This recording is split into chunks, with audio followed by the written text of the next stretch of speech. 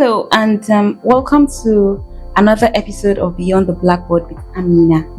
This one is for every teacher who has looked at the child in class and has thought to themselves, this child is not happy at home. For every parent who thinks teachers are exaggerating when they say their children are going through something. And for every school owner who has had to call the parent only to hear, that one, not my child. My child can never do that. If he's behaving like that, he's only in school. Let's be honest, some children are not stubborn. They are tired. Some are not rude. They are overwhelmed. And some are not too talkative. They are simply just looking for attention. And some of our classrooms have become small counseling centers. So today we are asking a question we all feel, but not always say out loud. Can the school system really heal what the home breaks? If you're a teacher, a parent, a school owner, or even a parent listening to this, have you ever looked at a child and thought, this one is not just school issues? Be honest, because today we are talking about something very real in our schools. Can school really heal what the home breaks? Because now, we are now expecting that teachers perform miracles. In fact, let's start from one classic Nigerian situation. A parent comes to school and says, my child is very calm at home. I don't know what people are doing to him here. Meanwhile, the teachers are looking at the woman like, are we talking about the same child? Or vice versa, the child is angelic in school and very, very troublesome at home. So who is telling the truth? Most times, both parties, the parents and the teachers, are. Because children adapt to environments. Sometimes school is structure, home is emotion, and the child is just switching between survival modes. Many children are not bad. They are just reacting to too much pressure at home, lack of attention, emotional neglect, inconsistent parenting, too much scolding, or sometimes total silence from the adults in their lives.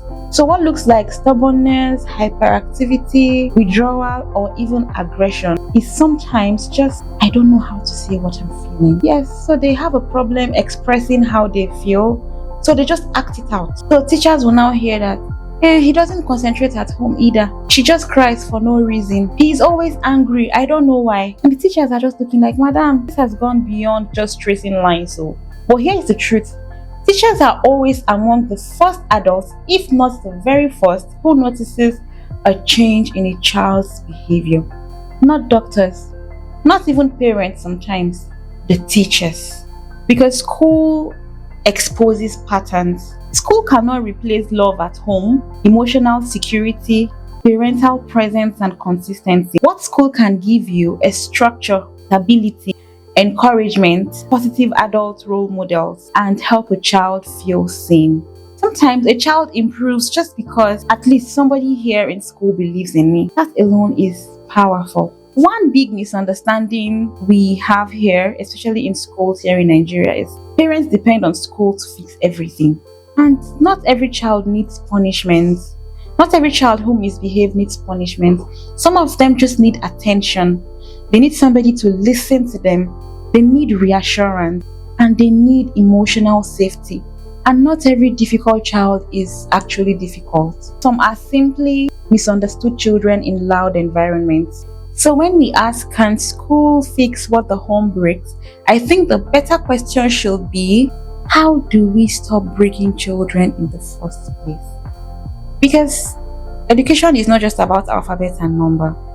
It's about protecting, raising a child to become a full-fledged human being. It's about the whole child. It's not just about what they come to school to do today. It's not just about the ABCs. It's not just about the classwork and the routines in school. And today, every teacher, every adult, every parent is part of that child's story. Another thing that we need to realize is that parents and teachers need collaboration. A lot of times today, you see that parents antagonize teachers. So many experiences, so many things that we have seen.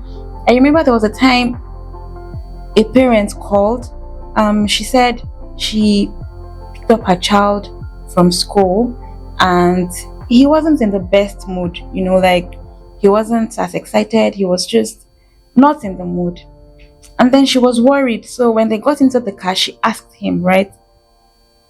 Why didn't you why are you not happy? Are you okay? Did your auntie beat you? That was the first question she said she asked. What's the problem? Did your auntie beat you? The child said no. And then she said that she further asked him, did your auntie beat you? Tell me. Did your auntie beat you? Why are you looking sad? The boy insisted and said no. And then she went further and said, tell me, did your auntie beat you? If you tell me the truth, I'll buy you ice cream. And then the child just said yes. And then this parent called me and then she was raving. She was not happy. She was raving. She was like, yes, the teacher, my son's class teacher beat him. I picked him up from school today. He was not happy. I had to ask him. He was even scared to tell me what happened. I had to promise him ice cream. I was like, okay, please just calm down, the usual thing that we do. Let me investigate, let me get into the matter, and then we'll see what the root of the problem is. And then she said, okay. So I went to his class. I spoke to his teacher. What happened? This baby, she said, tell me. I carried out investigation. And then it turns out that at the time the parents came to pick up the child, he had just woken up from sleep. So the boy was sleeping and it was already closing time.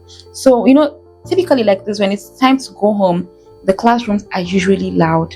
The children are excited, parents are coming in for pickup. So the noise actually interrupted his sleep. So he woke up and then he was just moody. Because at that time he wasn't done sleeping, but the noise was not just letting him sleep. So when he woke up, he was moody, he wasn't himself. We went on and checked the cameras to be sure that was what happened. And that was exactly what happened. Right? So because the mother picked up the child and the child was not in the best mood, she automatically assumed that the teacher must have hurt him. Which is bad. Right? Parents need to be able to think the best of the teachers. There was an episode where I said, before you enroll your child in a school, do your research. Ask people who have been in the school. What are the teachers like? What is the proprietor like? What is the management like? You have to be able to trust the school. So a child whom you've asked a number of times, what happened? Did they beat you? And he said no. You went on to promise him an incentive just because you wanted him to say something that you wanted to hear. So please, parents, the teachers are not your enemies. The teachers are there for your children. They want the best for your children. In fact, as a teacher, if in your class a child is not doing well, it's a failure on your own part. So teachers, they put in their best effort. They want to see performance. They want to see change. They want that when the kids are coming to school, they should be happy to embrace them as teachers. Because at our school, we try to ensure that the environment that the child goes to school is as enriching as possible, so that children don't come to school fearful, so that they don't come to school crying at the door, refusing to let go of their parents. So this particular episode is not just for our teachers, but also for our parents. When a teacher says there's a problem with a child, please don't blow it off. Put resources together with the teacher, carry out your investigation, and look at how we can put hands together to ensure that the child does better. Thank you for watching another episode of Beyond the Blackboard with Amina. If this episode got to you, please share it with a friend, a parent, a teacher, a school owner, and the people around you. Thank you. See you in the next episode. Bye.